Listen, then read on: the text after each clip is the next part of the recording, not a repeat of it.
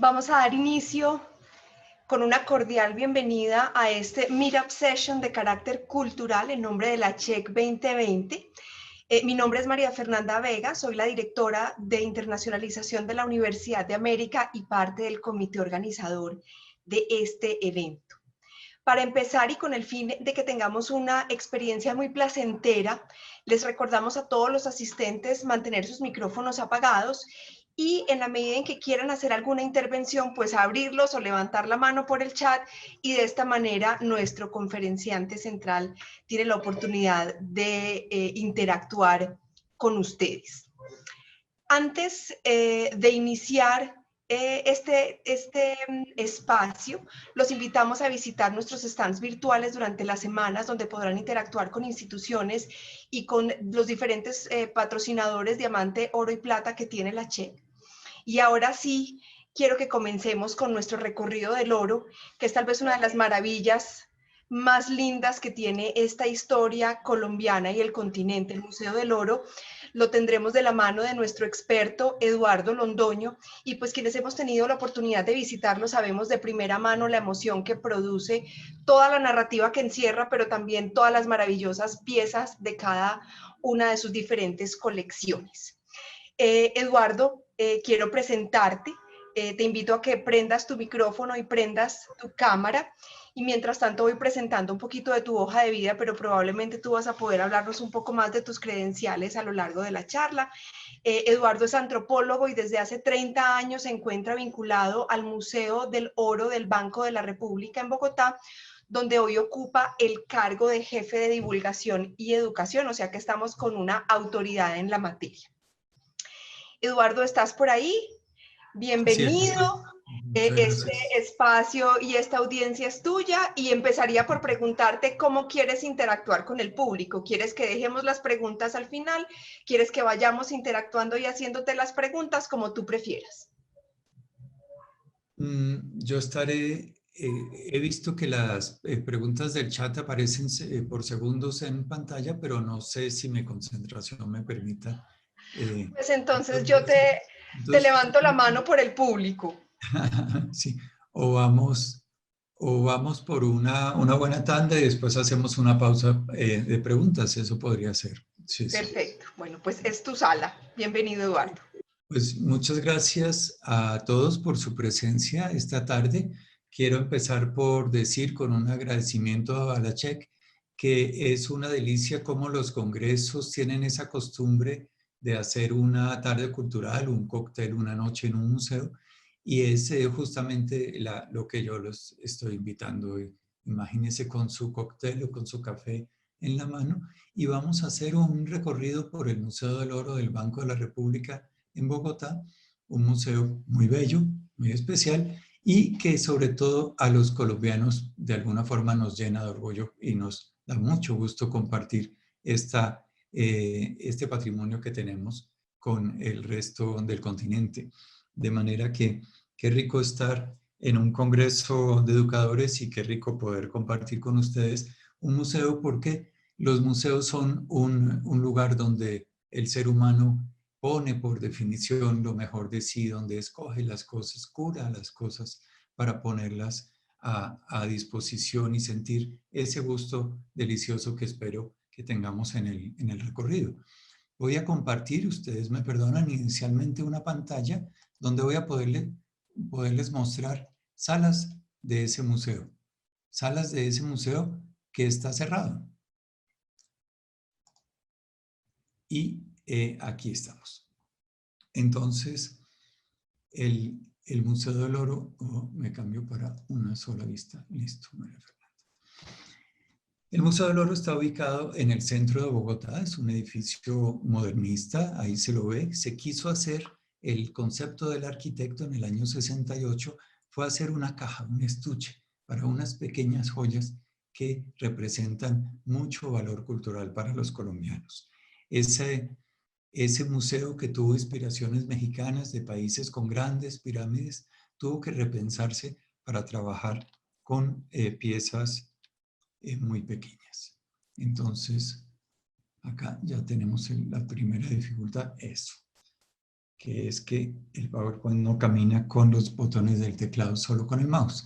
Y así es como me gustaría a mí ver el Museo del Oro con todos ustedes frente a una vitrina y estar haciendo un recorrido por las 4 salas del museo que les voy a presentar a continuación. Hay una primera sala que habla de la tecnología, puesto que hacer esos objetos prehispánicos tuvo un enorme conocimiento sobre el trabajo de los materiales que nos da la naturaleza y ese conocimiento puesto totalmente al servicio del simbolismo, de la religión, de la jerarquía social, de la organización social, como vamos a verlo. A pesar de ser un museo del oro, no, a pesar del nombre tan llamativo, Museo del Oro, no es un museo sobre la minería o la extracción de este material que en Colombia se sigue produciendo, es un museo de arqueología y el tema son las vidas de aquellas culturas prehispánicas que, entre otras muchas cosas que hicieron, trabajaron los metales de manera extraordinaria. Esta es la sala, por ejemplo, la sala de las sociedades prehispánicas, donde se hace un recorrido por este país, Colombia, un país de diversidad, un país donde no tuvimos unos aztecas o unos incas que unificaran, sino que a la llegada de los europeos en 1500 había una gran diversidad de sociedades haciendo cada una a su estilo lo que necesitaba para su vida. Y tenemos en el tercer piso esta sala, la sala de cosmología y simbolismo, una sala donde están por una parte las principales piezas del Museo del Oro a criterio de algún curador, porque cada persona puede tener sus principales piezas, y que representa un lugar muy sagrado que es el centro de una maloca, la casa comunal de los indígenas del Amazonas. Entonces, en ese lugar donde se cuentan los mitos, donde se reviven las historias del origen del mundo, hay unas columnas y de esa misma forma en el centro de la sala de cosmología y simbolismo hay vitrinas columnares que por una parte contienen objetos extraordinarios de la colección y por otra parte permiten verlos con tanto detalle como ustedes van a ver que los vamos a poder ver enseguida con la segunda parte de esta presentación. Entre los objetos que los colombianos más reconocen, ya por ahí gritaron los que eran colombianos, está este que vemos a la izquierda y que se presenta en la sala de cosmología, es el poporo quimbaya. Tendremos ocasión de hablar más tarde de qué es un poporo y por qué esta pieza que en el año 39 fue la primera de la colección se ha vuelto tan importante en la cultura colombiana. Es como un icono que identifica a nuestro país y está en esta sala del tercer piso. La otra cosa muy llamativa de esta sala es la bóveda de seguridad, una bóveda de banco que nos recuerda que estamos en una institución del Banco Central de Colombia, el Banco de la República, y que estos objetos que están adentro son muy valiosos. Son mentiras. La ley colombiana dice que estos objetos pertenecen a todos los colombianos y como tal, pues valen cero. Yo no los puedo vender, usted no me los puede comprar, de manera que no tienen ningún valor económico, es solamente un valor cultural, pero la puerta de bóveda se sigue viendo muy bonita. Y al fin terminar el recorrido, tenemos una sala que rememora uno de los puntos que veremos al final de nuestro recorrido de hoy, que es la ceremonia del dorado en la laguna de Guatavita, y otro de los objetos que los colombianos aprecian y tienen en su mente desde el colegio, puesto que aparecen el poporo y la balsa en los textos escolares que hemos tenido todos en nuestro colegio. Este soy yo, ahí estoy yo en una sala haciendo un recorrido como este y les quería poner esa imagen para que se sientan a tono y que sientan la bienvenida a un recorrido por el Museo del Oro a través de esta visita virtual en la comodidad de sus casas. Quería contarles además el alcance internacional de esta colección. Esta colección ha viajado por el mundo, ha hecho 225 exposiciones. Evidentemente no se desmonta el Museo de Bogotá, son otras colecciones que están en los depósitos, las que se organizan para viajar. Y de esa forma ha sido muy visto el museo en Europa, hasta San Petersburgo, extrañamente en muchísimas ciudades de Japón, en buena parte de Latinoamérica, aunque en las capitales generalmente, y en los Estados Unidos. Hemos estado una sola vez en África, también hemos estado en Australia, y eso hace un museo con una gran vocación internacional que yo represento por aquel gusto que les mencionaba de los colombianos por compartir este patrimonio con el mundo. Y más gusto nos da en la medida que los extranjeros se fascinan con esto. Las colas son impresionantes en Japón para ver estas colecciones que les llaman mucho la atención. Entonces más gusto nos da a los colombianos de haber escogido fincar nuestro patrimonio en este tipo de objetos, porque hay que decir que no todas las sociedades del mundo representan su identidad en objetos de arqueología.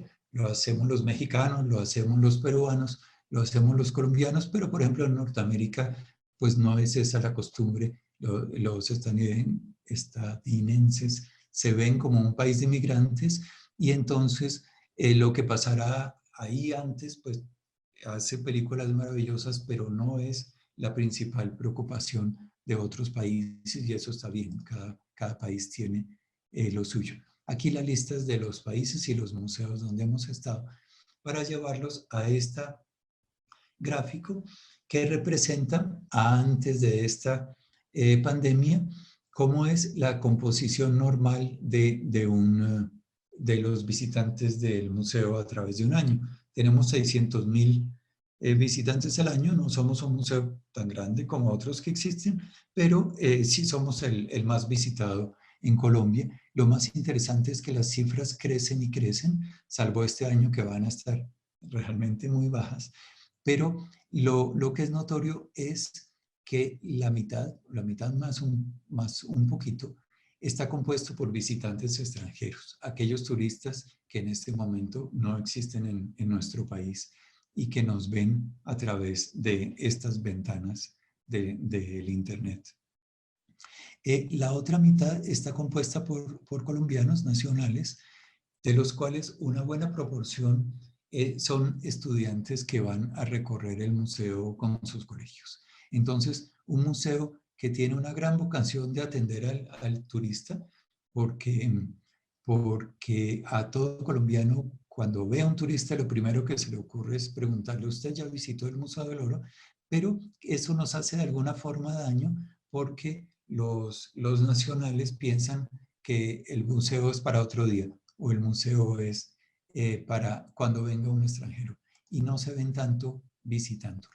Al contrario, les traje esta definición de patrimonio tomada de nuestra exposición reciente que está montada allá en el museo, que es Museo del Oro 80 años. Hace 80 años el banco adquirió el Poporo Quimbaya y se le ocurrió a un banco central, a un banco que fabrica billetes, a un banco que maneja la economía, se le ocurrió empezar a hacer una colección de orfebrería inicialmente, muy pronto de otros materiales y así aprovechar unas capacidades instaladas que ya tenía, como la seguridad, como la vigilancia, como los procesos para cuidar en nombre de los colombianos un patrimonio que es de todos.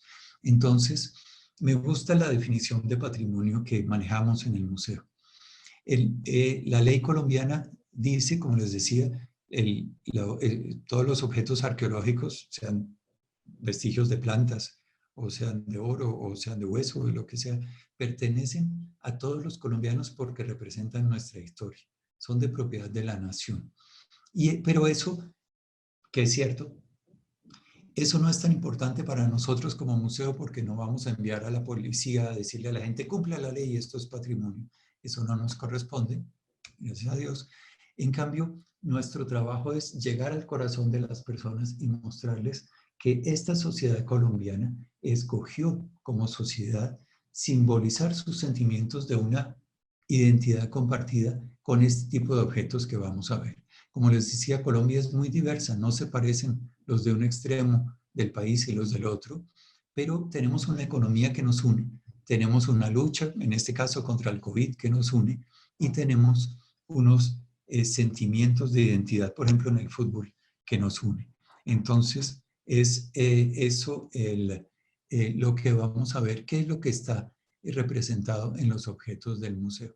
Esta foto las traje así como la ven, bien fea, porque es la forma de mostrar que muchos de los objetos de oro que vamos a ver fueron usados en la frente o en la nariz o suspendidos de las orejas o en el pecho, los que llamamos pectorales, y entonces eso es el tipo de objetos que vamos a ver, objetos pequeños que en general fueron adornos personales. No sé, María Fernanda, si quieres pensar en preguntas. Por ahora veo que no hay ninguna pregunta. De todas maneras, hacemos el recorderis a todos nuestros asistentes que quienes quieran hacer preguntas pueden hacerlas por el chat y, digamos, en momentos determinados con Eduardo las iremos resolviendo. Y pues si no, al final, quienes quieran participar y hacerle alguna intervención directa a Eduardo, pues también será bienvenido. Bien, espero que estoy en este momento compartiendo entonces algo que es, que no puede fallar. Perdón. Que no debía fallar, todo falla, eso. Que es una presentación a la que ustedes podrán acceder, puesto que está puesta por Google a disposición del mundo entero en el Google Arts and Culture.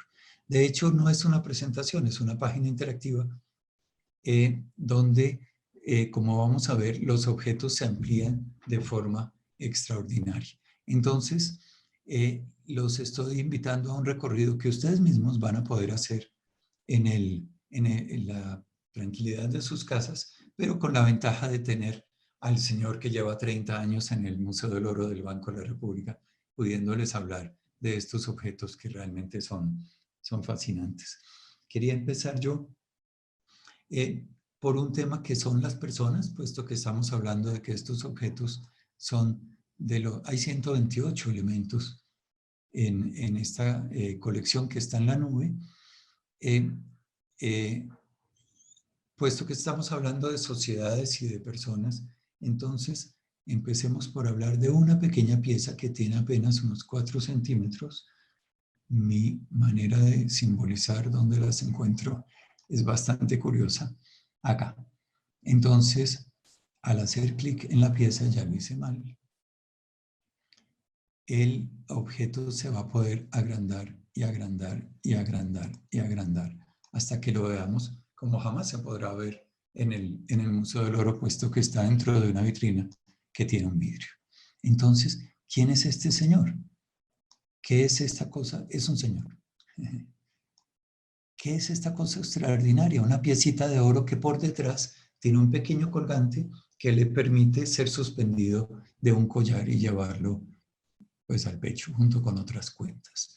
Representa un personaje con un atuendo de piezas de oro. Aquí tiene 2 bastones, probablemente de madera, pero estas ya son anillos de oro lo que están representados.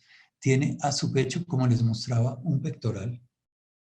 Tienen las orejas, esto que no son colgantes de orejera, al contrario son expansiones, como las imagina uno en los grupos del Amazonas o en los grupos del África, según las fotos que ha visto, o en los grupos de muchachos en las calles de nuestras ciudades hoy en día, que usan también expansiones, agrandando y agrandando un orificio hecho en el lóbulo de la oreja.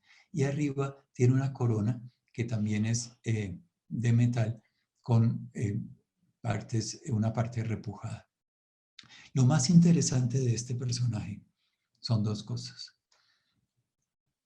Que esto apareció en una tumba, puesto que era costumbre de los grandes personajes en la época prehispánica no solamente usar elementos de orfebrería, sino enterrarse con ellos, puesto que creían en una otra vida, y a esa otra vida habrían de llegar con los emblemas de su cargo, de su estatus y también, ¿por qué no?, de su cultura, para distinguirse de las personas de más allá y no llegar uno, digamos, al lugar en la otra vida que no le correspondiera. Pero entonces este objeto fue enterrado en la misma tumba con, con su ajuar. Entonces no tenemos la corona, tenemos otra semejante en el museo, pero sí tenemos en la vitrina donde está esto los otros objetos que estaban con él. Y me regreso acá. Bueno, ya les conté de las diferentes cosas que tiene puestas. Y me regreso acá y no lo vuelvo a hacer. Y entonces vamos a buscar la nariguera que está en el extremo. Estoy usando Firefox porque me permite usar esta barra que curiosamente no se ve en Google Chrome. Orejeras en forma de carrete, y esta vez lo abro en ventana nueva. Perfecto. Entonces les hablaba de las expansiones. Las dimensiones deben estar aquí, sería lo lógico que tuviera, ¿sí? Diámetro 88 milímetros, es decir, casi 9 centímetros tienen de diámetro, y por aquí pasaba el lóbulo de un cacique como este, un personaje, ya veremos, en la época prehispánica, y en la región Calima, cerca de Cali, cordillera de los Andes, pero cordillera oriental. Al entrar a Colombia, la cordillera oriental, la cordillera de los Andes, se divide en 3 ramas, mucho más bajas que en el Perú, hacen una diversidad de climas extraordinaria. Ustedes dirán que esta pieza de ese tamaño, casi 9 centímetros, pesa mucho, pero no. Estos objetos, lo más mágico que tienen es que pesan como cáscara de huevo.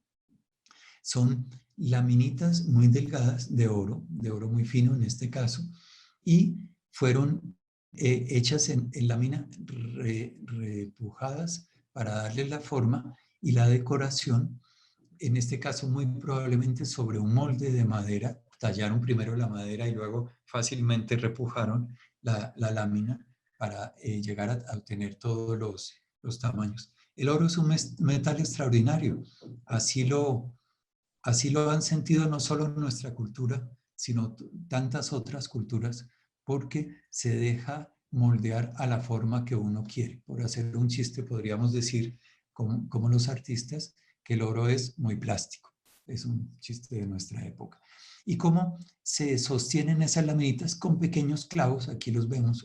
Los vemos y los vemos porque este programa es extraordinario. Podemos ver los dobleces y los clavos como fue armado cada una de estas orejeras que usaba este caballero. Pero más extraordinario aún, y lo abro en ventana nueva, tenemos en esa vitrina la nariguera que él usaba. Esta no es como la que él usaba. Esta es la nariguera que el señor que fue retratado en ese pequeño colgante usaba, puesto que fue enterrada en la misma sepultura. Entonces, ¿cómo sé que es una nariguera?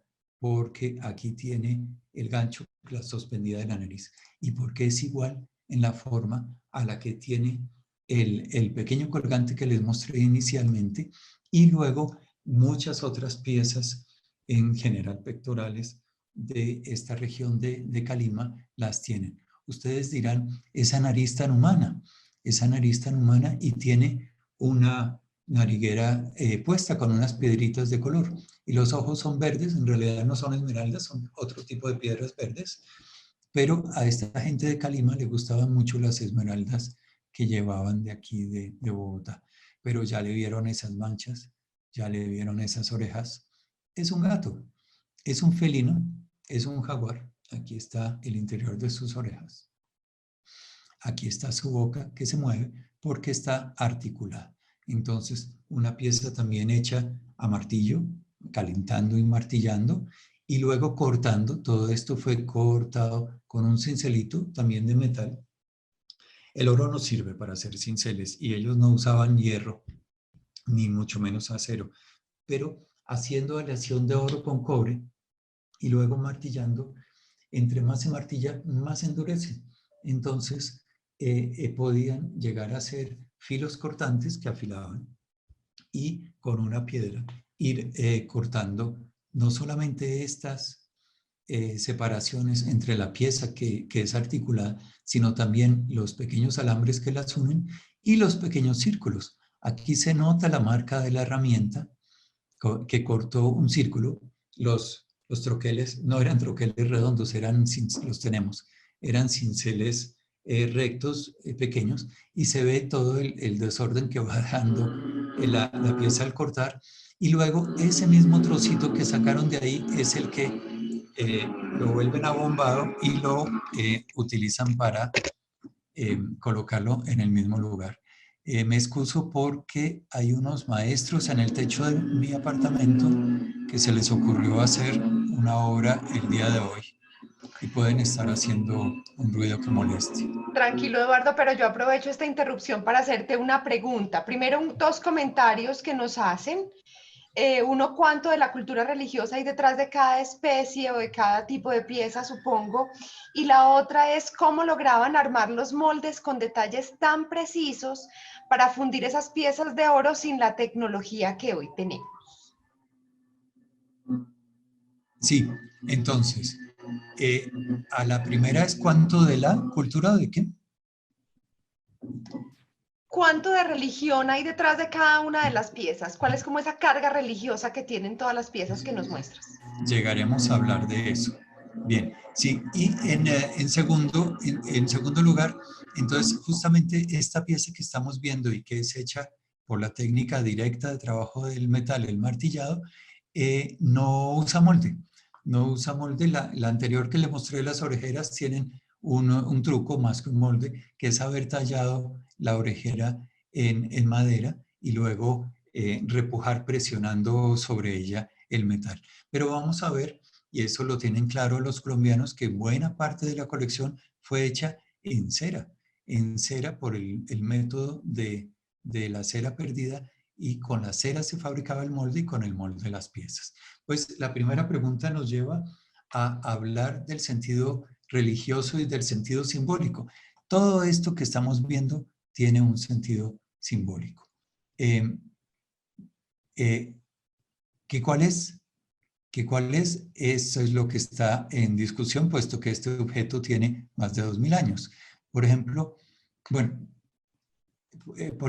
ya les dije que esta es la pieza que representa un jaguar. ¿Por qué un jaguar suspendido de la nariz de un cacique? ¿Sí? El jaguar tiene la piel de color amarillo como el oro y tiene una connotación religiosa muy valiosa, porque el sol es amarillo como el oro. El sol es amarillo como el jaguar. El sol nos mata como el jaguar. De hecho, los muiscas aquí cerca de Bogotá hacían una de sus pocas, bueno, puede ser un chisme de los españoles, pero hacían una de las pocas ceremonias de sacrificio que no eran muy variadas. Sí eran muchas, pero no eran muy variadas, a diferencia de los aztecas, por ejemplo, y era colocar a la víctima al sol amarrada hasta que se muriera en una especie de altar en la cumbre de una montaña. De manera que el sol nos mata, pero el sol nos da la vida. El cacique nos da la vida. Por eso el jaguar en la nariz del cacique está representando ese poder dualista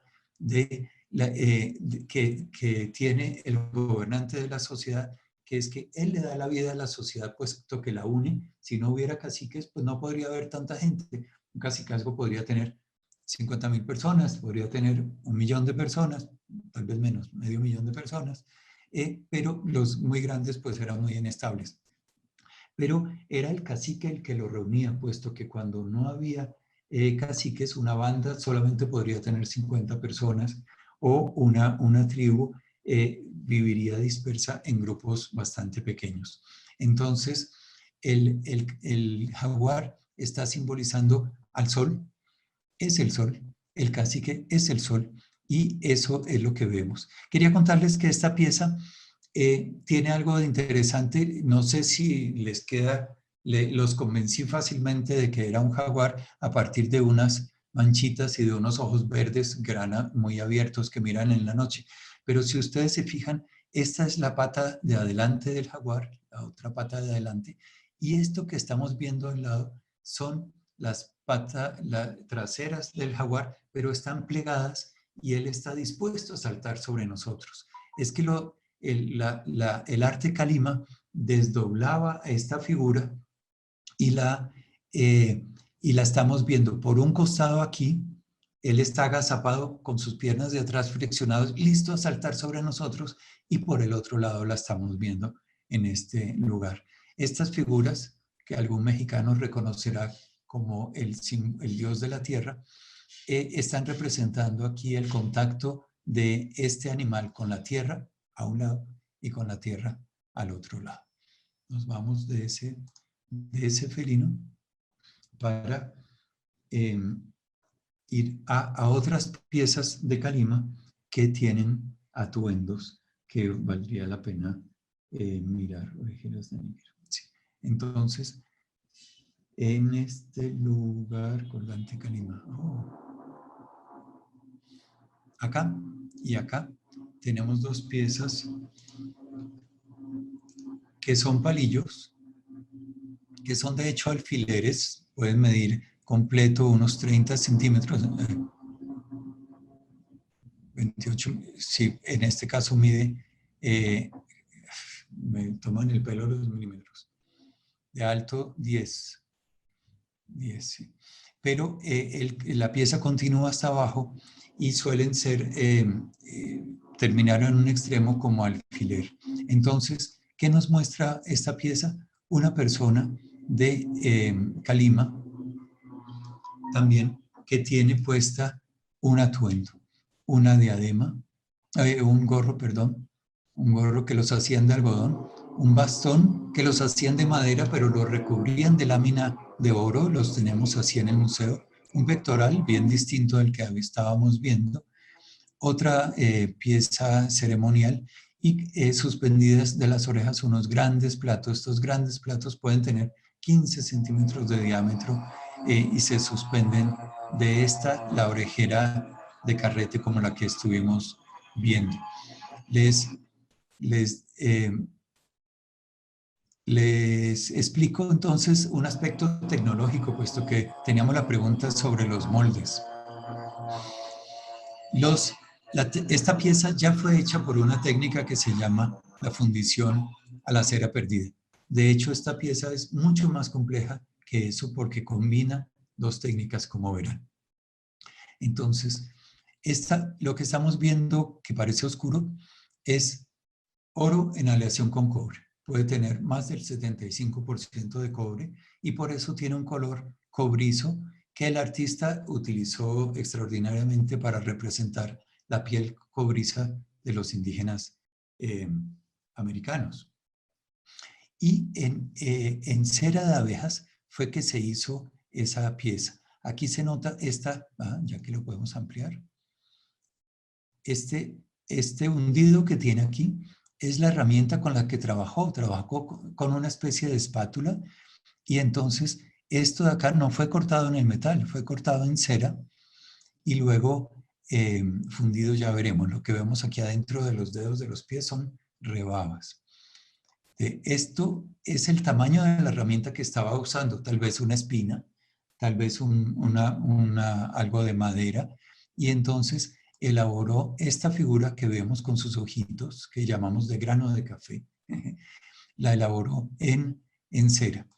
Luego la cubre con arcilla, deja unos espaguetis de cera que van a servir como canales, porque cuando calienta esa arcilla que está recubriendo la cera y la gira, entonces la cera va a salir y al interior de la arcilla, que se endurece un poquito, queda la forma en vacío de lo que tuvo la cera. De manera que sacando la cera del molde de arcilla, no tuvo sino que hacer entrar el cobre en aleación con oro, que lo llamamos tumbaga, en las Antillas, Cristóbal Colón lo conoció como guanín, y entonces de esa forma la pieza que era de cera se convierte en una pieza de metal. Pero yo les decía que esta pieza tiene mucho más truco, porque solamente les he hablado del objeto que es la figura del personaje y el alfiler también, que tiene un color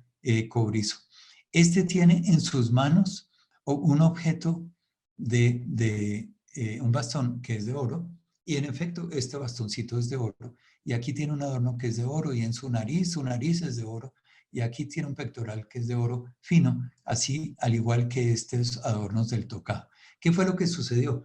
Que el artista, esto sí es un invento colombiano, la fundición a la cera perdida viene desde que hace 2500 años o más se inventó la metalurgia del oro en el Perú. Pero esto es una variante colombiana.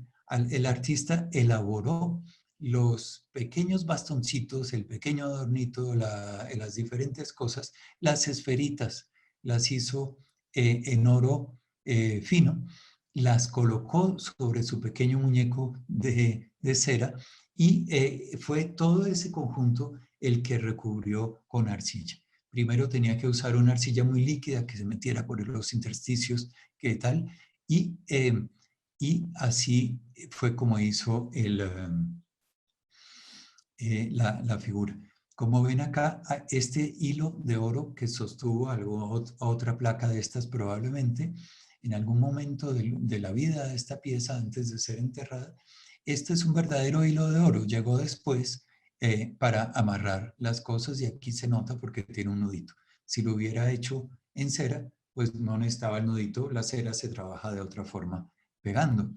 Entonces, este objeto tiene dos etapas de trabajo. Primero tuvo que hacer los elementos en oro. Por cierto, no necesariamente a la fundición. Estas bolitas fueron hechas dejando, por ejemplo, caer gotas de oro entre agua, y quedan las bolitas muy lindas.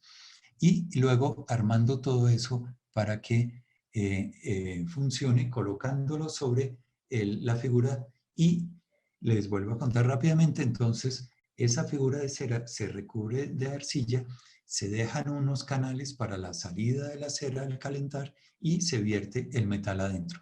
Ya notaron, cada vez toca romper el molde para poder, eh, acceder al objeto, puesto que no son moldes de dos partes, son moldes de una sola pieza, y la única forma de acceder a su interior es rompiendo. Aquí vemos que las laminitas, los platos, los llamamos nosotros, fueron hechos repujando sobre una lámina de metal. Este alambre es un alambre, fue hecho y armado, pero esta pieza es fundida. Se le nota esa textura que queda de los objetos fundidos en un molde de arcilla, que son rugosos. Y en muchas de las piezas, a ver si se lo encontramos a esta, sí, aquí, con una piedrita aquí en la mano, con una piedrita acá, el artesano tuvo la oportunidad de pulir, de bruñir el metal para que brille.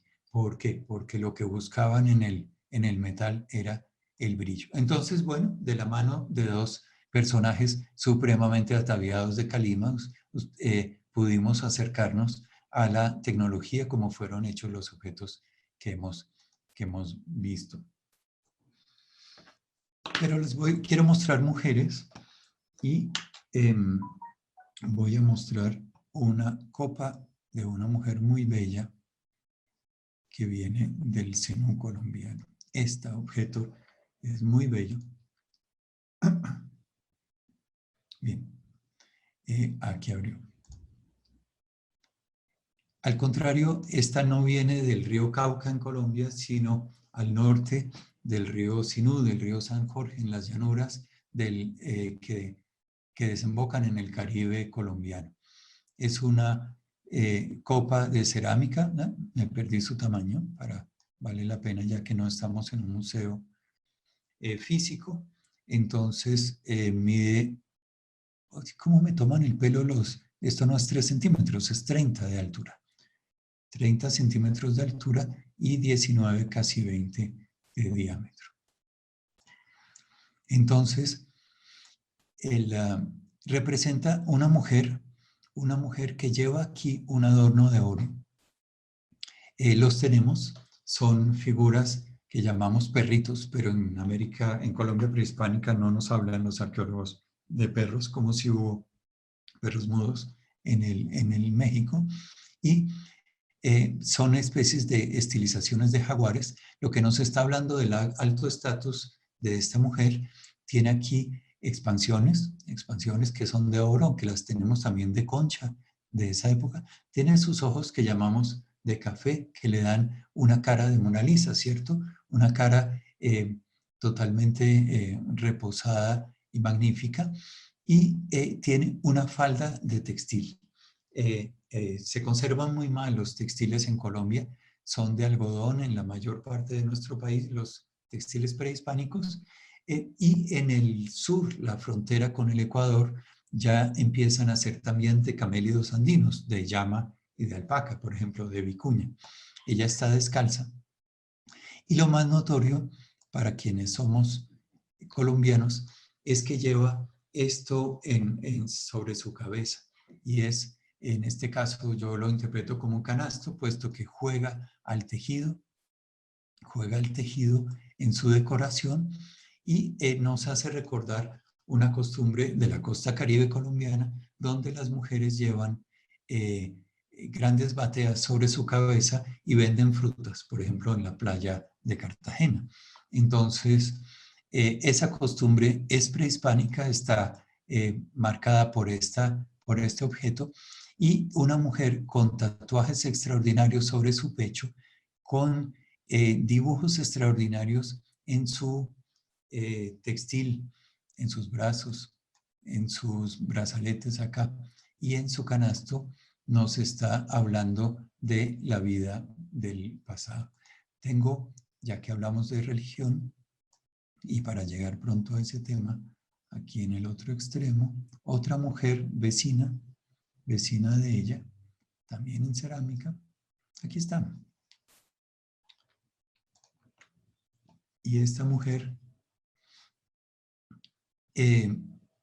está desnuda, como se ve, vemos muy bien su sexo, vemos sus senos, vemos su peinado, tiene atrás el pelo que baja, tiene pues colocado un collar, tiene puesto un collar, los ojos en una representación bien extraordinaria de la forma de su cabeza, usaba aretes, brazaletes, pero lo más extraordinario, lo que sí podemos interpretar, es la posición en que está. Ella ya no está de pie, ella está desnuda, ella está en posición de parto.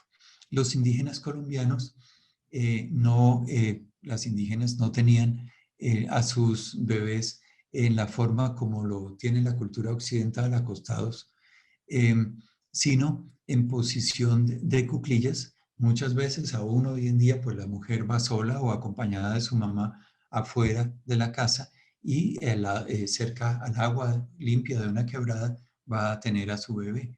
Estos objetos, muchos objetos de mujeres en posición de parto, van a estar en esta región del norte de Colombia, al interior de montículos funerarios, es decir, que hay un personaje que murió enterrado. Por su estatus, la comunidad le construye un montículo encima, trabajando varios días en traer con canastos la tierra para hacer un montículo encima del entierro. Pero además de haberle puesto a esa persona sus adornos, sea hombre, sea mujer, le ponían figuras femeninas de mujeres dando a luz. ¿Y por qué?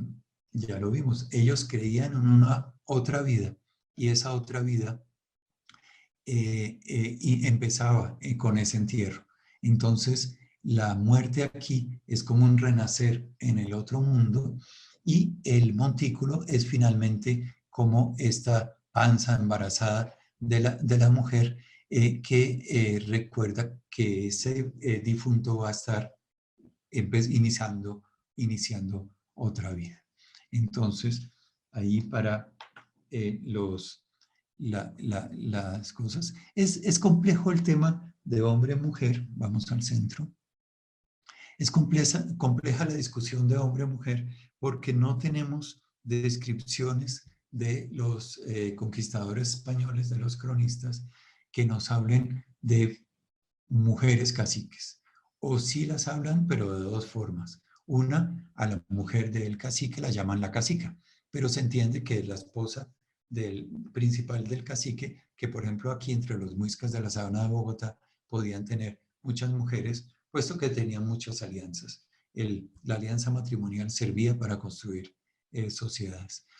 Pero otra, cuando hablan de mujeres, por ejemplo en esta región del Zenú, que fueron caciques, es en tiempos míticos. Entonces hay grandes relatos de caciques que fueron mujeres, pero generalmente los españoles no hablaron con ellas, son de tiempos míticos. Ahora, los españoles tendían a no hablar con mujeres. Eso es un trauma de los conquistadores en el siglo XVI. Hay que decir que cuando yo digo los españoles, estoy hablando de los del siglo XVI, no son los de hoy. Entonces, este objeto es extraordinario. Es un pectoral, es de esa misma región del Zenú y se llevaba en el pecho, pues suspendido de estos dos orificios y representa senos femeninos. Los vemos en figuras femeninas que lo usaban, no es un sujetador, no es un brasier, no coincide con los senos de una persona realmente, sino que está marcando de nuevo la maternidad, la presencia de esta parte de la anatomía femenina que la tenían las mujeres y los hombres, porque, ya lo veremos, perdón que me perdí en el internet, porque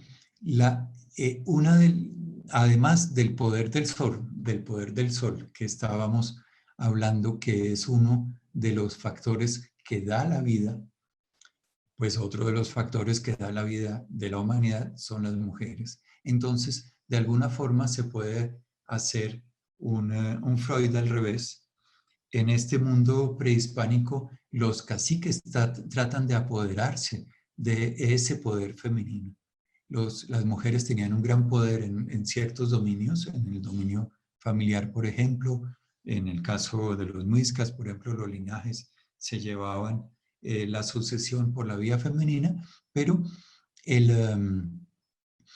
los hombres llevaban el poder político de las relaciones con otros grupos sociales, al parecer, en buena parte de la Colombia prehispánica. Y sin embargo, los hombres se cargan de elementos donde se apropian del poder femenino de dar la vida, puesto que es una de las carencias que tienen los hombres desde que fueron creados.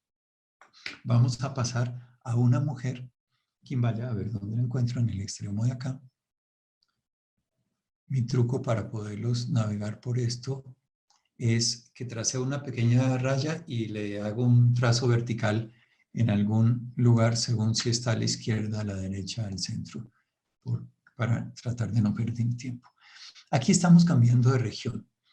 Estamos en la zona Quimbaya, Cauca Medio, Río Cauca, ¿por qué no? Sí. En este caso en el Valle del Río Magdalena, pero es la zona Quimbaya todavía. Y entonces esta figura es una mujer.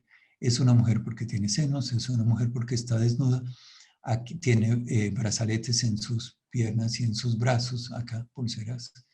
Tiene muchas aritos en su lóbulo de la oreja, muy bello además, eso debió ser muy bello. Tiene esta cara con los ojos tranquilos que lo hace ver tan oriental, pero esta mujer no está de rodillas, no está en cuclillas, perdón, en posición de dar a luz. Esta mujer está sentada. No es una posición normal. Nosotros probablemente en este momento todos estamos sentados. No es una posición normal. Los indígenas, ella está sentada en un banco. Los indígenas para descansar se sientan en el piso, pero lo sabemos por los indígenas del Amazonas colombiano, por ejemplo, del brasilero, del ecuatoriano, que sentarse en un banco significa pensar, significa conectar con los mundos de arriba y los mundos de abajo, con los mundos donde hay otros poderes que afectan nuestra vida. Y entonces es una mujer sentada en un banco, es una mujer con poder.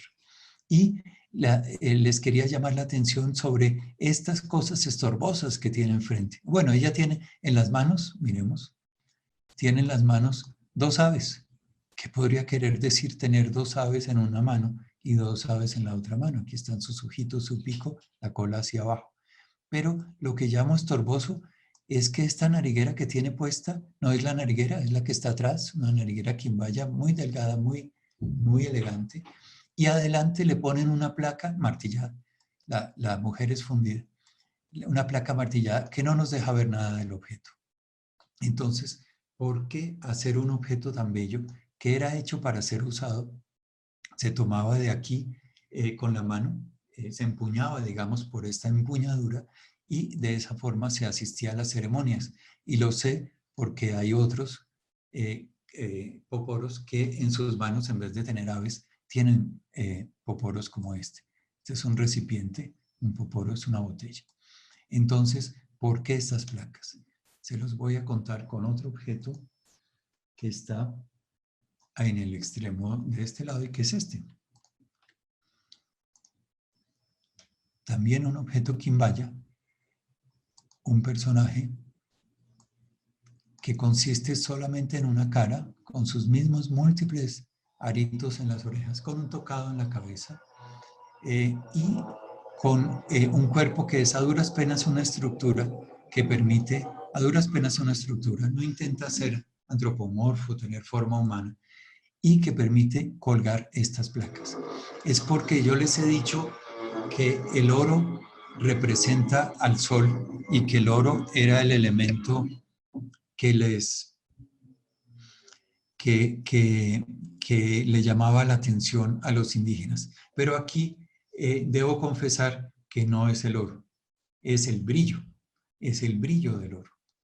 Cuando, esto es una historia triste, cuando Gonzalo Jiménez de Quesada conquistó con una tropa paupérrima a los muiscas aquí en la sabana de Bogotá y en la cordillera oriental de Colombia,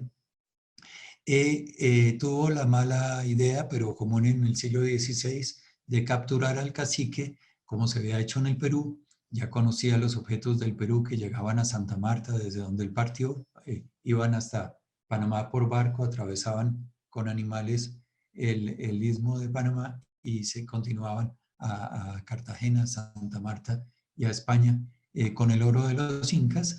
Entonces, Gonzalo Jiménez de Quesada capturó al cacique de los muiscas en Bogotá y lo torturó para que diera, bueno, primero lo encerró, lo secuestró para que entregara su tesoro, y al abrir el bohío donde los indígenas habían estado durante un par de semanas trayendo y trayendo oro, esa palabra que se dice mía en muisca, al abrir el bohío resulta que adentro había cuarzos, había marmaja, que es pirita de hierro, esto que sale en las minas de Zipaquirá, en las minas de sal de Zipaquirá, conocemos los colombianos. Entonces había multitud de elementos brillantes, también piezas de oro, pero multitud de elementos que los españoles no apreciaban para nada, porque con ellos no podían pagar sus barcos y caballos, y que para el cacique eran del mismo valor simbólico. Todos esos objetos, los cuarzos, representan el brillo y el brillo representa la vida. Las comunidades, lo que nos están hablando es que lo que hay que adorar es el respeto por la vida, es por la continuidad de la comunidad misma. Un caso interesante ahora que nuestra vida misma está en problemas ante el COVID. En este extremo y la pandemia. En este extremo tengo un objeto que es altamente excepcional en las colecciones del museo.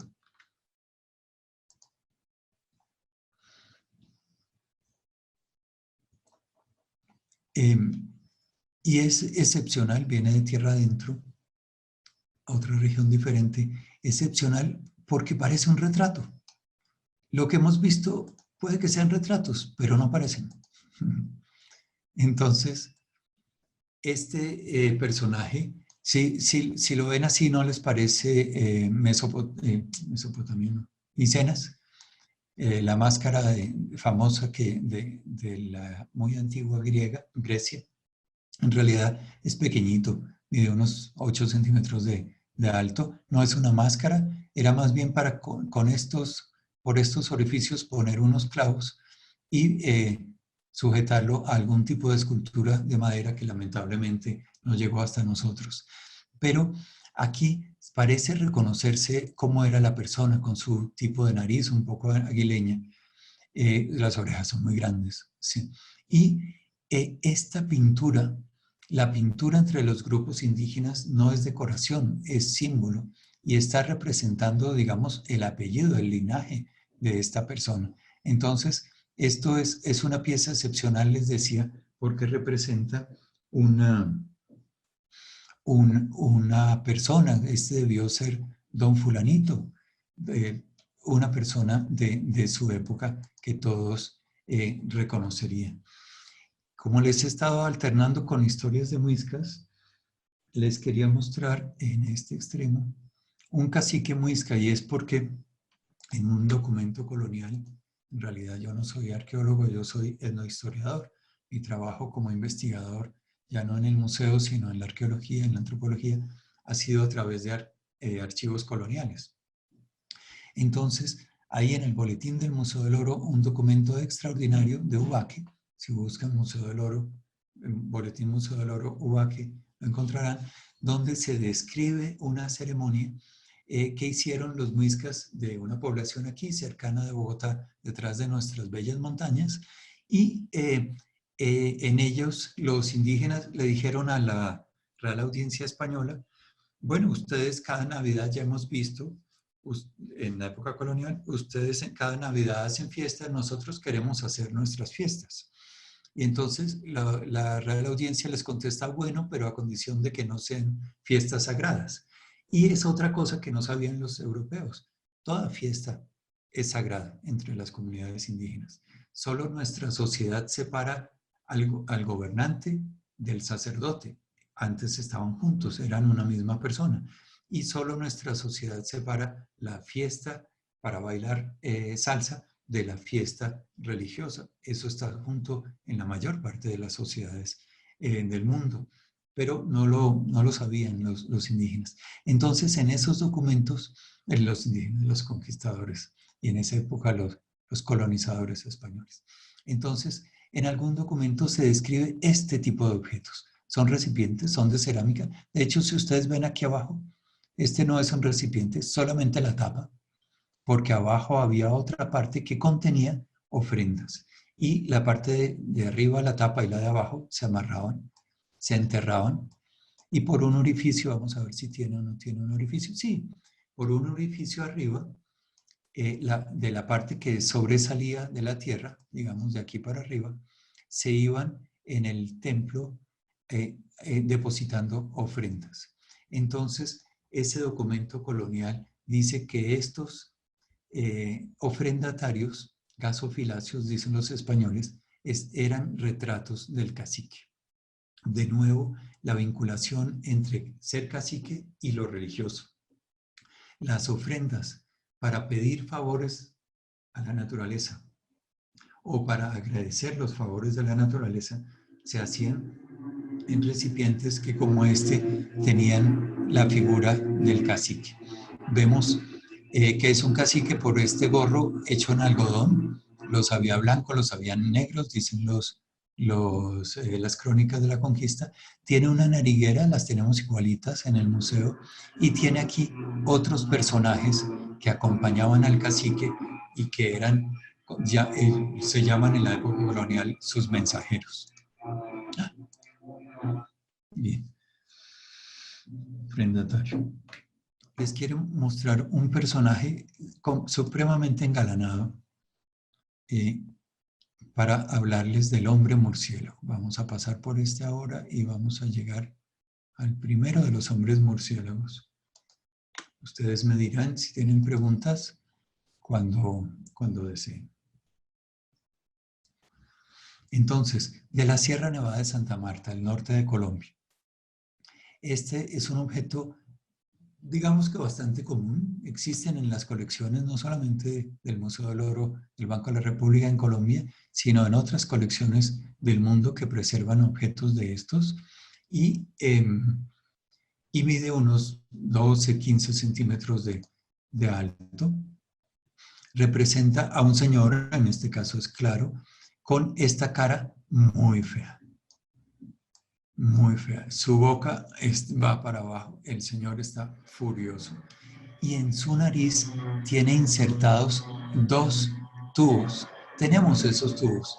Son de oro, de tumbaga, aleación de oro y cobre. Son láminas que fueron enrolladas, a veces en forma simplemente de barquillo, o a veces en forma de S, empieza aquí, continúa aquí, termina aquí, y pueden ser, entre los dos, pueden ser muy grandes, pueden medir 4 centímetros.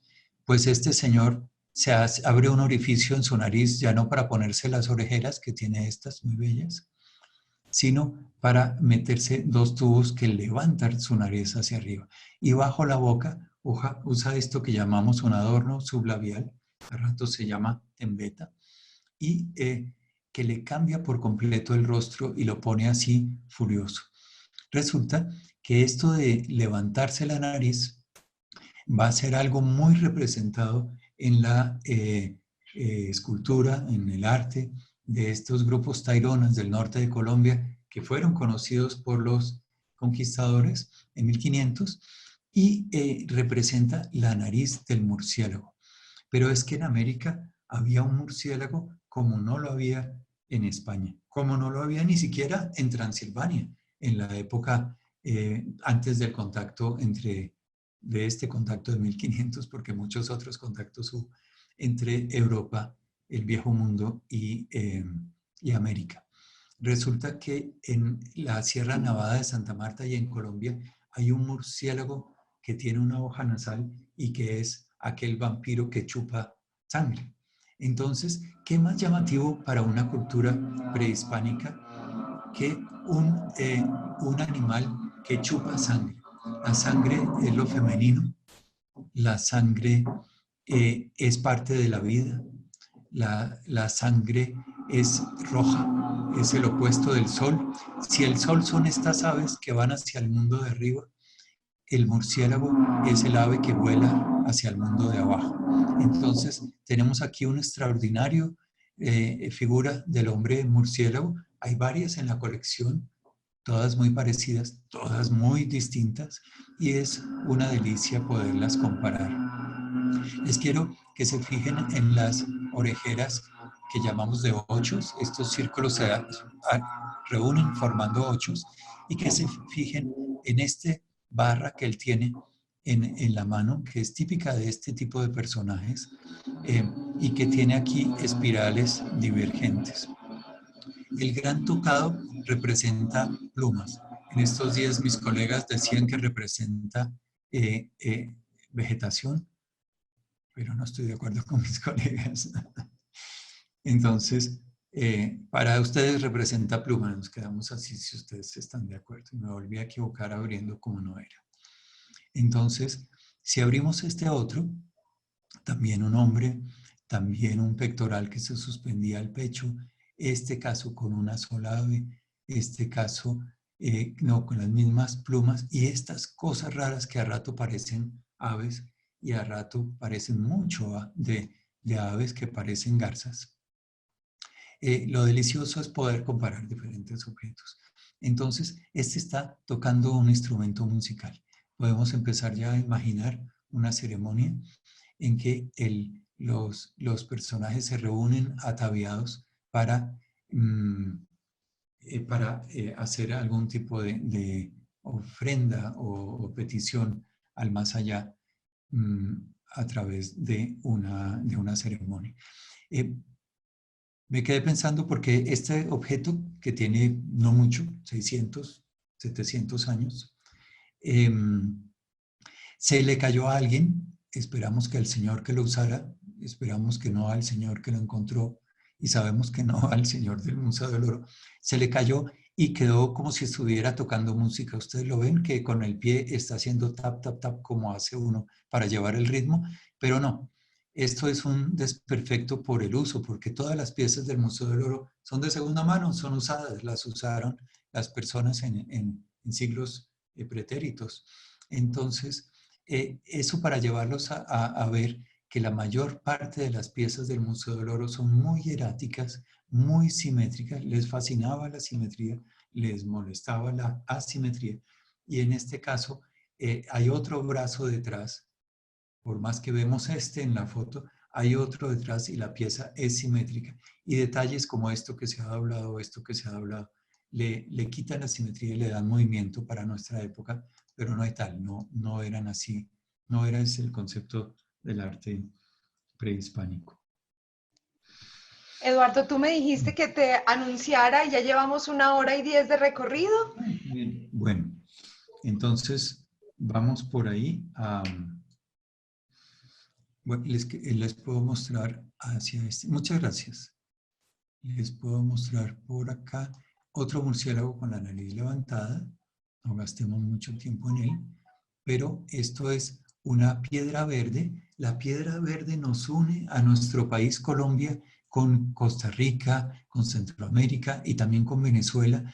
Estas piedras verdes eran muy apreciadas por los indígenas que tallaban colgantes como este que representa un murciélago.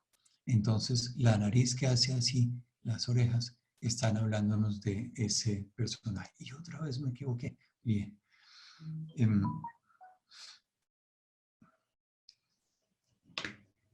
Pasamos a este objeto que nos va a permitir viajar hacia el mundo de los hombres animales y de los animales míticos. Entonces, es un pectoral, se llevaba al pecho. Aquí atrás tiene el ganchito que da testimonio de eso. Es grande, mide unos 30 por 30 centímetros. Está en esta sala de las piezas maravillosas del museo, y además este objeto ha estado en el Museo del Louvre durante casi un año en una exposición que ellos hicieron de objetos de arte del mundo entero.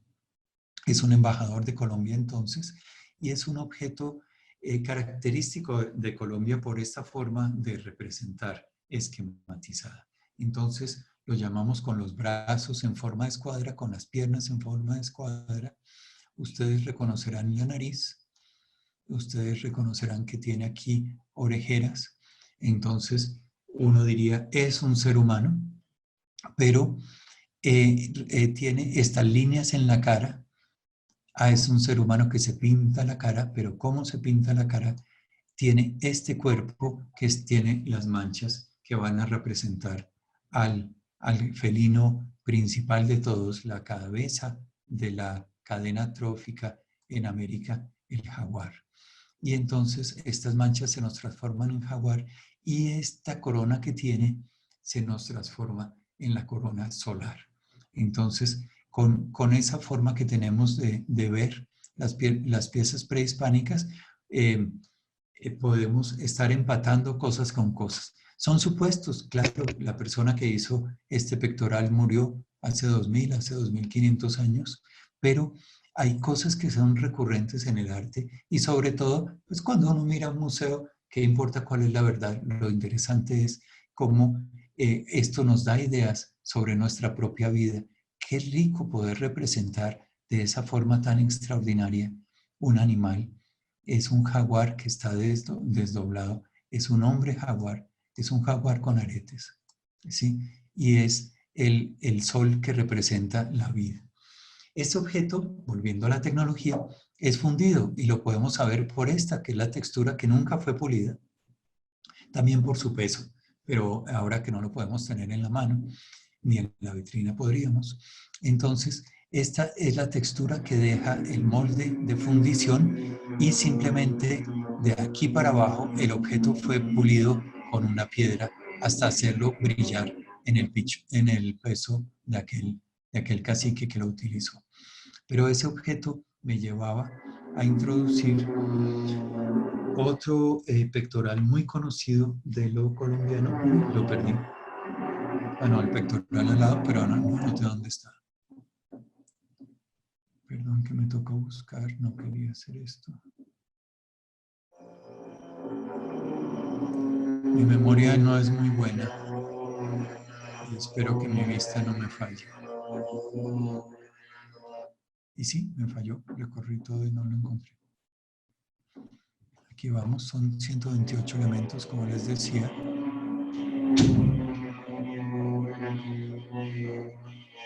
Acá. Me molesta el ruido de estos señores, lo siento mucho. Entonces, es de la misma región, el Tolima, Río Magdalena, la arteria fluvial de Colombia. Y es también un pectoral, también tiene esta nariz tan humana, también tiene estas líneas tan jaguares en su pecho, también tiene estas orejas tan jaguares.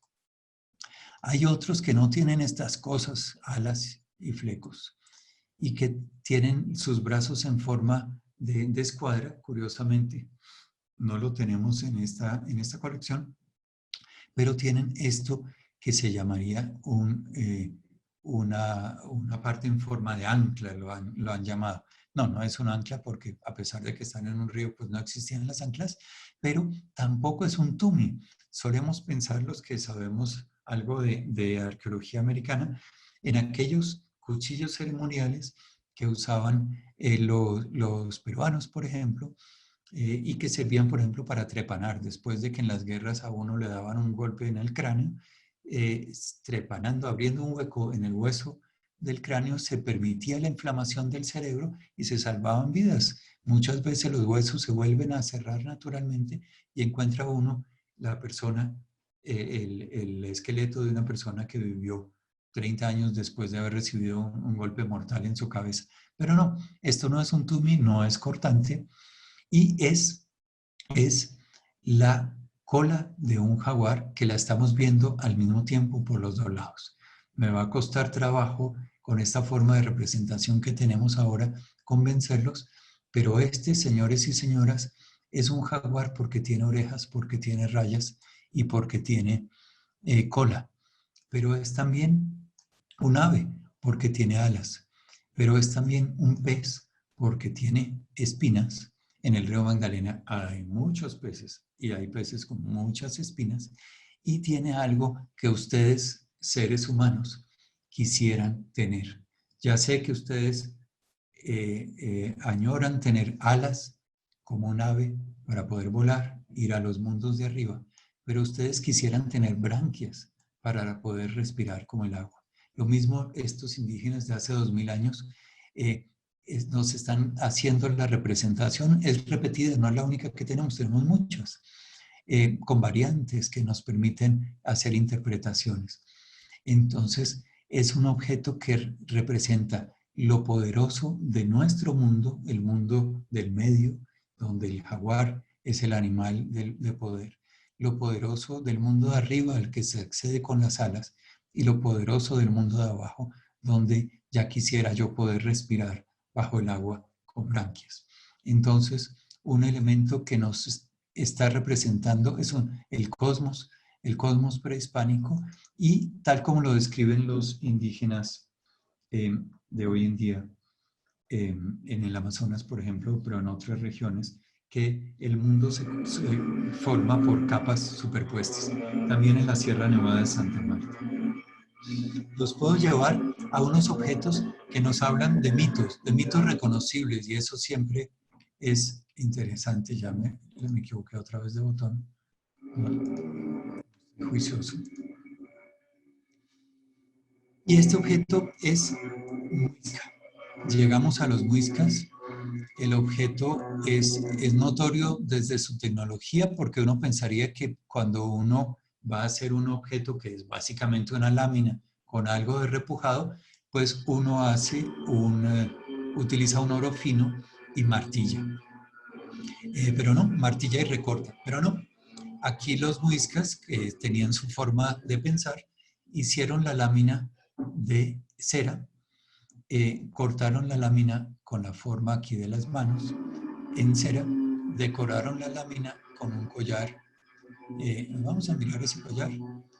En el collar se ve la herramienta que usaron. Primero pusieron estas dos filas de hilitos de cera hechos no entre las manos porque la cera se calienta mucho y se vuelve pegajosa, sino entre dos láminas de piedra que las tenemos muy lisas. Y entonces coloca estos dos hilos centrales y con un palito corta, ¿cierto? Estamos trabajando en cera, es muy bonito, muy fácil, todo muy fácil. Y luego le pone otras dos. Es como si trabajáramos en lo que en Colombia llamamos plastilina, ¿cierto? Y aquí uso un molde, en efecto, uso un molde de piedra, los tenemos tallados en pizarra, en piedra pizarra. Y con él representó un personaje. Entonces, inclusive las placas son hechas, no martilladas, sino hechas en cera, y en muchas de estas piezas, inclusive los aros, son hechos en cera y la placa está puesta desde antes de que el objeto de cera entre al molde para ser fundido a la cera perdida. Entonces, esta pieza, ¿qué representa? Ya dije que es un pectoral, creo. Resulta que en otros objetos esta figura del centro es reemplazada por cabezas de ave, ¿sí? Y esta, no, estoy explicando la pieza que no es, no. Resulta que los indígenas muiscas de aquí del altiplano hablaron con los conquistadores, que sí escribieron, de un hombre, de que el sol es un hombre con una corona de rayos de oro. Entonces, en este objeto quería llevarlos a hablar de que el sol es un ser humano, por cierto, solo que usa la piel de sol cuando lo vemos, pero cuando él llega a su casa, allá abajo, pues dice, oh, qué calor con este vestido de sol, y entonces se va a ver igual que nosotros. Lo mismo los animales, según el perspectivismo, son seres humanos, pero que nosotros los vemos como dantas porque tienen puesto el traje de danta, pero en su casa, allá en las montañas, que son sus bohíos, entonces ellos se transforman en personas como nosotros. Y por eso hay que hacer alianza con ellos, y por eso la cacería es como una guerra, pero hay que hacer alianzas para que esa guerra no resulte tan mal para nosotros. Estas aves llevan al hombre sol por la bóveda terrestre, y él amanece en la mañana y atardece en la noche, y representa la energía del sol, como lo hemos visto ya en otras sociedades, pero esta es la muisca. Y estamos hablando de muisca y nos vamos a pasar al pectoral de Guatavita. Tampoco anoté dónde lo tengo, creo que es hacia la derecha, para acercarnos a las dos últimas piezas de la colección del museo y a las preguntas de ustedes. Y lo abro bien esta vez. Aquí está.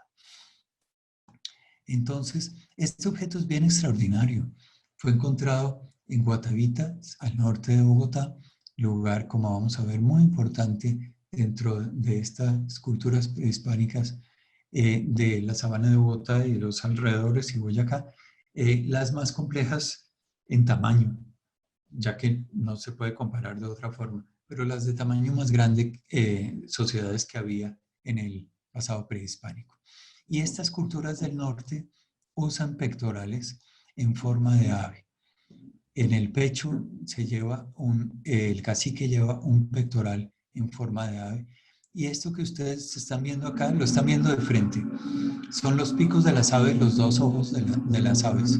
Y tienen las plaquitas. Estas son las patas de las aves, sus alas.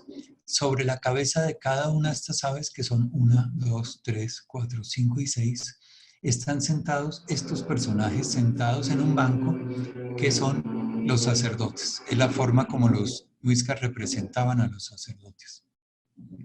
Y esto coincide con un mito que tenemos preservaban las crónicas de la época de los muiscas. Y resulta que los muiscas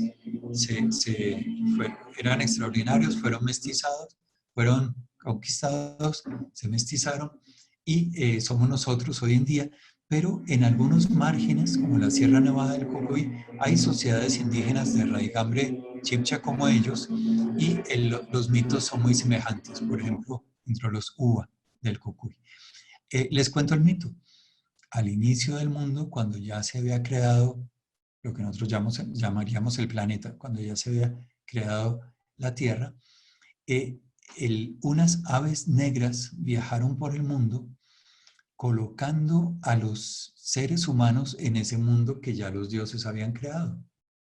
Entonces, esas aves volaban subiendo los valles, haciendo zigzag sobre los ríos de estas cordilleras de los Andes y iban colocando a izquierda y a derecha a los diferentes grupos humanos. El mismo mito existe para el Amazonas. Fue una gran serpiente, una boa, que fue subiendo los ríos y colocando a los seres humanos. Era una boa canoa que llevaba a la gente. Estas aves arrojaban luz por sus picos y es lo que simbolizan estas plaquitas que brillan como lo hemos visto. Y aquí van los jeques, los sacerdotes sobre las alas también, que representan cada uno de los grupos humanos que fue colocado en este territorio de los muiscas. Es muy impresionante, visto así con la distancia de la historia, que si ustedes piensan en un águila con dos cabezas, el escudo del rey de España que traían en sus banderas, en sus oriflamas los conquistadores, tenía un águila con dos cabezas y los caciques, como aquel que torturaron, finalmente me perdí esa parte, torturaron, le quemaron los pies al cacique de Bogotá y lo mataron por su tesoro de cuarzos. Los caciques tenían en su pecho águilas de dos cabezas. Hoy en día sabemos que estas aves negras son más bien zopilotes, son lo que en Colombia llamamos chulos, son aves carroñeras que son iniciadoras de la vida en las mitologías prehispánicas. Y vamos a una pieza muy importante voy a tener que hablarles del poporo. No, de objetos de ceremonias. Esto es un poporo. No, aquí hay uno muy bello que les quisiera mostrar.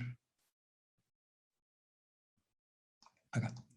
En las religiones prehispánicas, no he dicho eso todavía, las religiones prehispánicas son chamanísticas. El chamanismo es una religión que se originó en Asia hace tanto tiempo que si la gente pasó de Asia a Colombia por el estrecho de Bering hace 18 y 16 mil años y 15 mil años, el chamanismo ya venía con ellos y fue la religión de los indígenas americanos y lo es todavía en gran parte de nuestras tierras. Y ese chamanismo es una religión del éxtasis, es decir, que busca conectarse con esos otros mundos de arriba y de abajo. Lo que estamos viendo aquí es una pieza excepcional porque son jaguares tallados en madera por los muiscas, se preservó, casi nunca sucede esto, y es una bandejita para consumir yopo, un alucinógeno muy fuerte que da visiones y que viene de los llanos de Colombia y Venezuela, los llanos que en Colombia llamamos orientales. Aquí hay unas aves con uno de esos cuellos pelados, y aquí hay unos jaguares siempre en parejas. Entonces, un objeto que habla de consumo de plantas de poder, de plantas enteógenas, que es el nombre que en griego quiere decir las plantas que nos permiten ver a la divinidad, para llevarlos al Poporo Quimbaya. Alguien que me diga cuándo ve el Poporo Quimbaya. Ahí lo vi más a tu izquierda. ¿Lo viste a la izquierda? No me Sí, digas. señor. Este no es, tiene 4 horas. No. Lo vi hace un minuto, pero te moviste mucho. Sí, me muevo mucho, aquí está. Sí, Más así. acá, este es. No, es que, digamos, yo me emociono y ya me da lástima que me salte esto que no les he hablado de los tunjos muiscas que son planos, pero le hablé de los sacerdotes sentados sobre las piezas. Este es un sacerdote muisca sentado, pero este es, como les decía al inicio, un objeto valioso en la cultura colombiana, porque a pesar de que se encontró en el siglo XIX, en Pajarito, Cauca, en Pajarito, perdón, Antioquia,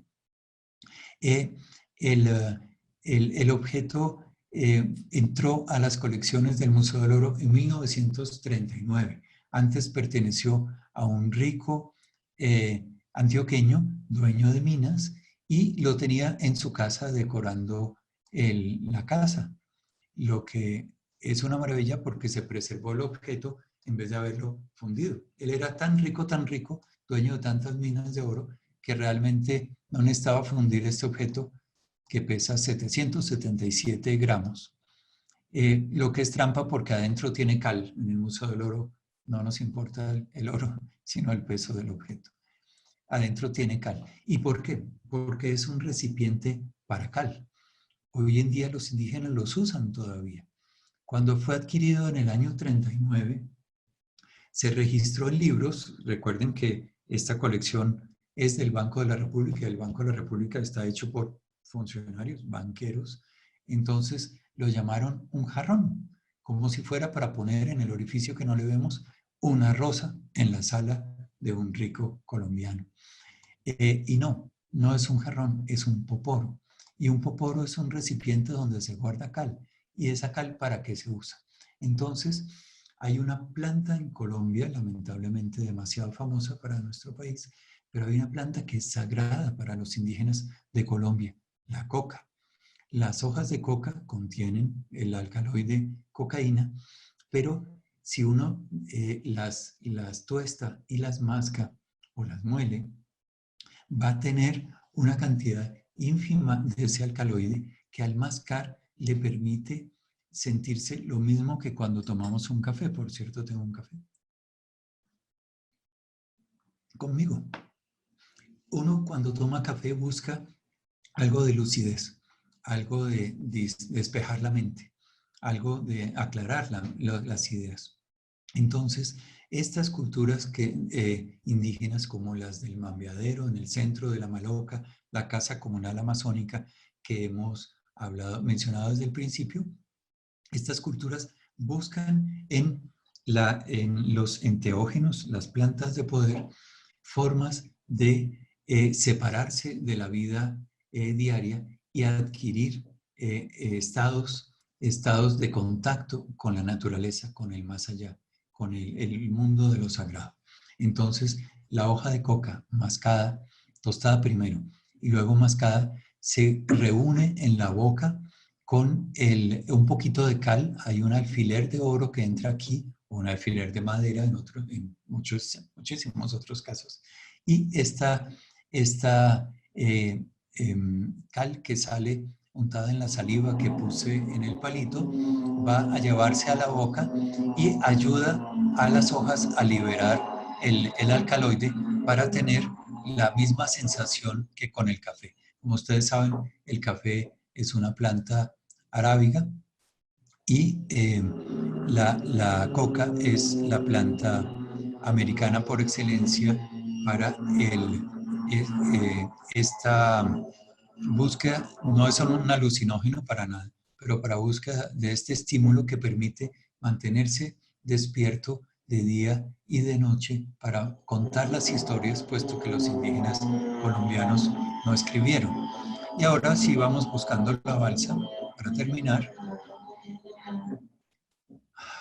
La balsa. Tampoco la marqué. Y es que en esa laguna, en esa ciudad de Guatavita, no estoy, me desconcentré.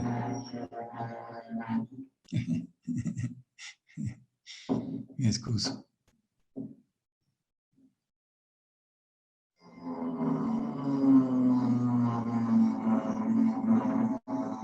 Ay, aquí, en la primera.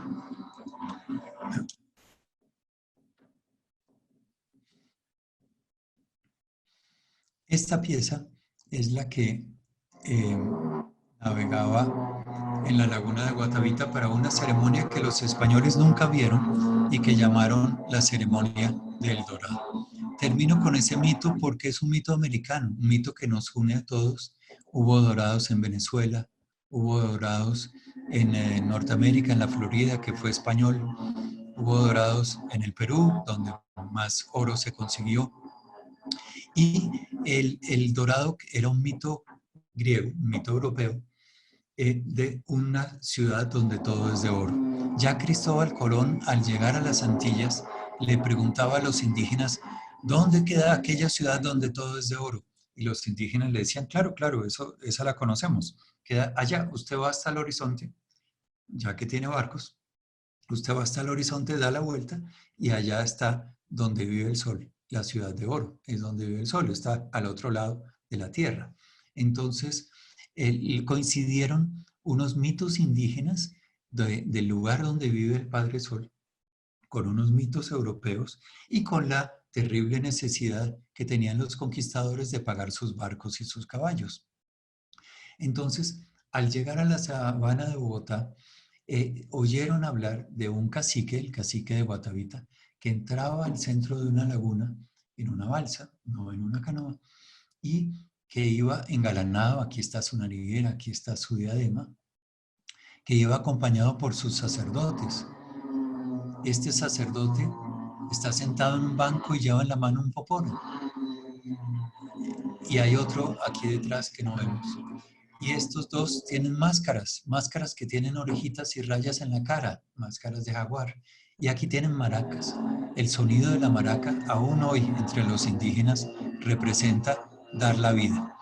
Estos otros 6 personajes, como este, que están en los extremos, pues son quienes remaban para llevar esta balsa al centro de una laguna que está en la cumbre de una montaña. Pareciera ser inclusive el cráter de un volcán, pero es una laguna que extrañamente no es juiciosa, en vez de estar en el fondo de un valle, está en la cumbre de una montaña y sirve como un anfiteatro, está rodeada de público esta ceremonia donde el cacique ofrendaba a las aguas de la laguna ofrendas de oro, de esmeraldas y sin duda de cuarzo, de algodón con semen. ¿Qué podemos pensar de esa ceremonia? Visto por los indígenas de hoy, lo que se está reuniendo es el agua, es decir, el mundo de abajo, la serpiente, lo femenino, lo húmedo, con el mundo de arriba, lo solar, lo amarillo, lo caliente, lo seco. ¿Sí? El cacique, el mismo que tiene muchas esposas para hacer pactos de solidaridad, pactos civiles, digamos, con otras comunidades y linajes en nuestro mundo, tiene también que hacer un matrimonio entre el sol de arriba y el sol de abajo, arrojando el oro, que es el semen del sol, en la laguna, que es el cuerpo de la madre tierra. Y de esa forma, la ceremonia, vista, digo, por los indígenas de hoy, estaría representando la continuidad de la vida en este mundo. Termino ahí, termino con la palabra vida, que me parece interesante para insistir en que todas estas culturas nos están hablando de la importancia de mantener la vida humana en nuestra tierra, en nuestro mundo. Pues Eduardo, mil gracias por esta belleza de recorrido que nos haces, por los mundos maravillosos que nos permitiste recorrer por esta hora y media, recorrer. Quienes hemos tenido la fortuna de ver el Museo del Oro en vivo ha sido realmente maravilloso, pero claramente, y aquí lo comentábamos con algunos colegas por el chat que nos estábamos escribiendo, este tipo de recorridos permiten ver detalles que probablemente en vivo no podríamos ver y probablemente tampoco en la tranquilidad de nuestra casa y acompañados de nuestra familia, que es parte del objetivo de esta actividad. Entonces, La verdad te agradecemos mucho. Yo quiero abrir los micrófonos en caso de que algún asistente y algún participante quisiera hacer un comentario, quisiera hacer una pregunta, pues este es el momento y tenemos aquí a Eduardo dispuesto a resolverla. Así que quien tenga una pregunta, abra su micrófono, abra su cámara y bienvenidos. O todo está muy claro y todos están muy tímidos y ya quieren descansar, que eso también es posible y perfectamente viable. Pues si Sí, yo nadie... me excuso porque estaba citada la reunión, gracias Claudia, estaba citada la reunión para 1h30 y yo le dije a María Fernanda, pero yo de qué voy a hablar en 1h30, pero bueno, lo siento, se me quedaron muchas cosas a mí, me emocionan estos objetos y podría hablar más tiempo de ellos. Y me da mucho gusto que ustedes desde muchas partes lo vinculen. Aquí estás, Hernán, sí te estamos viendo y escuchando. Ah, hola, bueno, muchas ¿Desde gracias. dónde nos hablas? Yo soy de Chile, de la parte central de Chile. No sé si conoce la zona central, la región de los vinos, queda a 300 kilómetros de la ciudad de Talca. Tenemos en De nuestra la mesa ciudad de Santiago. todo, cada vez que podemos, te tenemos sobre la mesa. No, mira, un comentario, tengo varios colegas que son colombianos en el lugar que trabajo, así que existe una buena relación. Mira, he tenido la oportunidad de estar en Perú y conocer un poco, Colombia no lo conozco, pero me encantó la presentación, me encantó, digamos, el compromiso que tienes con tu trabajo. Quisiera hacer una pregunta un poquito, porque siempre miramos esto como hacia atrás, tuve la oportunidad también de estar en Machu Picchu, pero y otras culturas, otros lugares, el norte de Chile, el tema tacameño. Yo soy ingeniero, en todo caso, en el área de construcción, pero me encanta un poco la historia y el arte prehispano. Y quería preguntarte si, ¿qué tanto de eso, qué tanto de esa cultura, qué tanto de esos mitos, esa historia, hoy día todavía queda en algunos lugares, en algunas zonas? Si eso se ha podido traspasar a niños, si continúa de alguna manera, más allá que pueda ser de tantos años, ¿no? ¿Qué tanto de eso hay? Si todavía es posible encontrar gente que tenga esas convicciones, más allá que puedan ser mitología o como lo quieran ver. Esa es mi pregunta. ¿Sí? Porque, por ejemplo, en Chile ya hay poco esa cultura, digamos, de los pueblos originarios, y eso quería preguntarte eso. ¿Qué tanto de todo lo que contaste hoy día sigue siendo más que una historia, una vivencia, algo real? Eso es la pregunta. Sí, tuvimos en el Museo del Oro aquí en Bogotá, donde solemos traer extraordinarias exposiciones del mundo en intercambio con exposiciones nuestras que viajan, como lo decía yo al principio. Tuvimos una exposición mapuche del Museo de Arte Precolombino de Santiago, una exposición extraordinaria de los mapuches de Chile que preservan sus tradiciones. Sí, este mirar hacia atrás, este fascinarse con un pasado que fue dorado y tal, puede ser pues totalmente peligroso en la medida en que dejemos de mirar un presente. Pero yo estoy seguro que al contrario, nos ayuda a mirar el presente. El hecho del encuentro de dos mundos que fue dramático, el hecho de que pues hoy en día hablamos español y gracias a Dios podemos hacer congresos panamericanos, etcétera. Ese hecho fue también muy grave en la medida de no solamente que murieron personas, que murieron muchas, sino que murieron culturas, ¿sí? Murieron culturas. Y por otra parte, la época colonial, que fue muy larga, uno no piensa, pero la colonia duró en Colombia 300 años son muchos. La independencia, estamos celebrando los 200 años de la independencia y eso nos parece mucho. La colonia duró 300, ¿sí? La gente vive aquí desde hace 16.000 años. ¿Sí? Entonces, pues las dimensiones temporales son grandes. Y esta cosa tan reciente que pasó hace solo 500 años nos hizo borrar la diversidad. Los españoles eran diversos, ¿sí? Eran totalmente diversos. Se peleaban hasta de una región a otra. España apenas había empezado a existir 3 años o pocos años atrás. Pero la idea con que quedamos los latinoamericanos es que Europa es lo correcto y que lo de aquí son indios, ¿no? Indios porque durante tantos años fueron sometidos al tributo y fueron despreciados. De hecho, cuando yo decía los muiscas se mestizaron, claro que se mestizaron, porque es que los indígenas muiscas que se reconocieran puros pagaban tributo. Los que se reconocieran mestizos no pagaban tributo, ¿sí? Entonces, era mejor negocio mestizarse, a pesar de que el mestizo no tenía lugar en una sociedad tan de castas como la europea, como la colonia.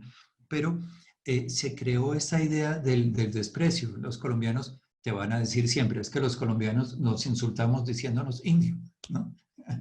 Este indio, el taxista.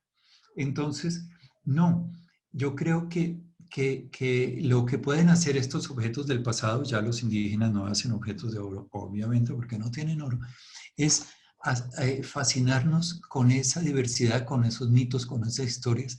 Muchas de ellas están ahí, muchas de ellas. Tomamos los funcionarios del Museo del Oro, parte de nuestro mayor, o tal vez nuestro mayor divertimento en esta pandemia, contratamos a un etnógrafo que trabaja entre los indígenas Ete, abajo de la Sierra Nevada de Santa Marta, y resulta que estos indígenas Ete viven sobre el río Magdalena, por donde subieron los conquistadores que vinieron a descubrir Bogotá, de las cosas más notorias de Colombia en la época de la conquista.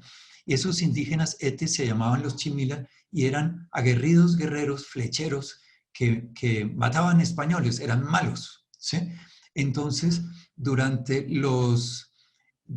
pues hace 100 años, y hace 70 años, y hace 50 años, la gente hablaba muy mal de los chimilas hasta que ellos decidieron volverse campesinos, olvidaron su lengua y eran campesinos, como los demás, que cultivan yuca, otras plantas y que tienen vacas. Y resulta que en Colombia, en el año 91, la Constitución, que nos reescribimos una Constitución muy bonita, muy moderna, que favorece la diversidad, que habla muy bien de ser distintos. No somos iguales los colombianos y no queremos serlo, ¿sí? Somos distintos, eso es lo que nos hace ser colombianos, todos somos distintos. Alguien de Pasto, alguien de La Guajira, alguien de Urabá, son distintos. Pero la Constitución hizo una discriminación inversa y favoreció a los indígenas. Entran gratis a la universidad, hacen distintas cosas. Entonces resulta que estos chimilas sí hablaban la lengua Ete, sí hablaban la lengua Ete y sí se reconocían como indígenas, aunque no lo querían confesar. Entonces ahora se llaman la gente nueva, Ete Buturilla, la gente renacida de su región. Y con este antropólogo que te contaba que hemos estado trabajando, hemos estado descubriendo en la lengua de ellos la concepción del mundo. Entonces, ellos clasifican el mundo, déjame ver, en seres humanos, en animales y en un tercer grupo donde se juntan un montón de otras cosas y para contar, por ejemplo, tienen que decir maíz 1, maíz 2, maíz 3, que es distinto de contar perro 1, perro 2, perro 3, así. Entonces, la lengua tiene una estructura que habla de cómo era el mundo, ¿sí? Y eso lo vamos a poder, estudiando estas cosas, lo vamos a poder vincular con estos objetos de sus ancestros, ¿no? ¿Sí? Todo mi argumento va a que nos hemos acostumbrado a borrar la diversidad, pero la diversidad ahí está. En Colombia hay 160, 120, algo así, grupos indígenas y 62 lenguas vivas, ¿sí? Entonces es una diversidad extraordinaria. Lo triste es que pues la sigamos borrando con el codo porque es apenas un error de 500 años en 16.000 años de historia, ¿sí? Que ese error no nos haga matar la diversidad. Es el mismo caso de la diversidad biológica. ¿Cuánto lleva nuestro mundo contaminando y matando la diversidad? Pues muy poquito, lleva 100, 150 años, ¿sí? Pero el mundo existe hace muchos años. Entonces, ¿cómo va a ser que por un error de unas sociedades que se creyeron mucho, a nosotros Dios nos creó el último día y nos dijo, ahí te pongo todo para que lo destruyas, pero a los indígenas los creó hermanos de la naturaleza? Pues Eduardo, qué belleza esa historia y esa reflexión que haces al final, y te digo que además ese mensaje final de la diversidad y de la identidad tiene todo que ver con el sector en el que estamos trabajando en este evento, con la internacionalización de la educación superior. Un poco la internacionalización de la educación superior no quiere que seamos todos iguales, sino justamente busca también rescatar esa diversidad que tenemos entre naturalezas de universidad, entre formas de ver la investigación, entre estudiantes de diferente naturaleza. Y bueno, creo que ese mensaje que nos das al final además nos cae como anillo al dedo.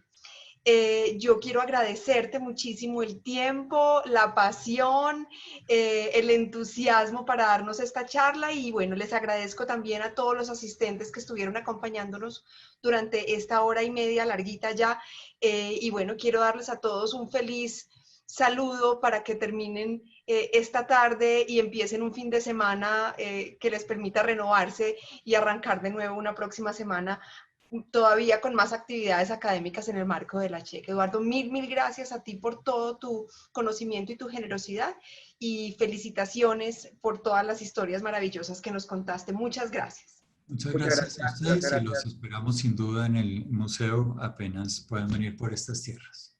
Claro que sí. Saludos a todos, un abrazo.